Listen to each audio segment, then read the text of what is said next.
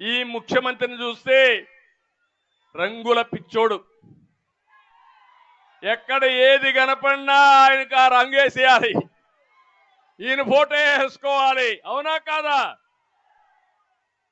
ఎవరికో పుట్టిన బిడ్డకు ఈయన పేరు పెట్టుకుంటాడు.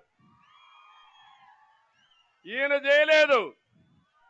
మనం టిట్కో ఇండ్లు కడితే దానికి వీళ్ళ రంగు, ఆయనకి ఈయన ఫోటో, దానికి ఈయన పేరు. ఇది ఎక్కడ అన్యాయమో నాకైతే అర్థం కావడం లేదు. కడాన మీ సర్వే పొలం రాళ్ల పైన కూడా వేశాడా? ఎంత పిచ్చోడయా!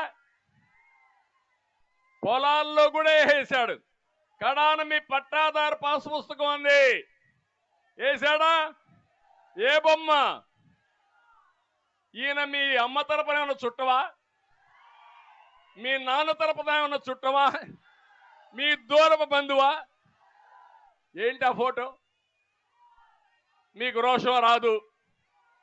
రోషం వస్తే భయపడతారు, కేసు పెడతాడని. అవునా కాదా? అదే మీకుంది ఓటు హక్కు, ఓటు ఆయుధం. మీ వారసత్వంగా మీ తాత ముత్తాత ఇచ్చిన ఆస్తి పైన ఈ రంగుల పిచ్చోడి ఫోటో ఏంటయా? ఎక్కడికి పోతున్నా అని అడుగుతున్నా. కడాన తమ్ముళ్ళు ఇతను చూస్తే నాకు అనిపిస్తా ఉంది మరుగుదొడ్లు కూడా వదిలిపెట్టాడు. అవునా?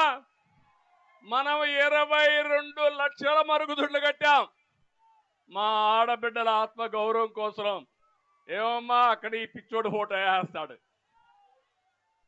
అక్కడేస్తే పర్వాలా, మరుగుదొడ్డు బయట వేస్తే లోపల కూడా వేసే ప్రమాదం ఉంది.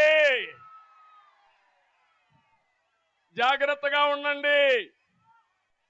ఇలాంటి దుర్మార్గమైన వ్యక్తులు వచ్చి ఈ రాష్ట్రంలో ఎప్పుడైనా ఇలాంటి పరిస్థితులు ఎవరైనా చూశారు? ఎంతో మంది ముఖ్యమంత్రులు వచ్చారు పోయారు, కానీ ఇలాంటి పరిస్థితులు ఎప్పుడన్నా వచ్చాయా అని అడుగుతున్నా.